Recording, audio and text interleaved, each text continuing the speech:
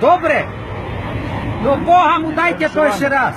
Nafúknuť a fúkať stále. Kurva, to ja som zvedavý, o 60 ročný, jak bude dýchať. Fúkať. Ja už nestačím. Z kadzi paru zoberem. Ešte raz nadýchnuť ľuďom, nemusí silno fúkať, pomaličku fúkať.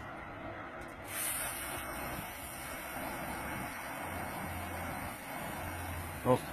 No. A ústok si zoberte. No, je tam 0,0,00. Do piči. V živote som nepil alkohol. V živote som nepil alkohol. V živote. Peňaženku mal som na auto.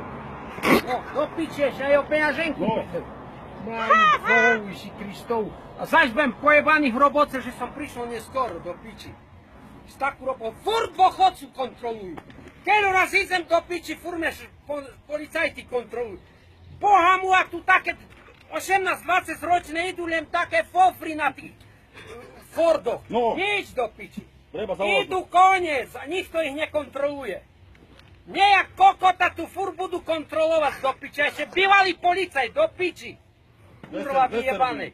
Co máte na policajtov zasadnúto, alebo co? No zvedaj, jak budete v dochodku do piči, jak budete reagovať.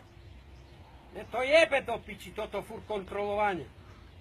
Idem 20-ku, stávaj, fúkaj.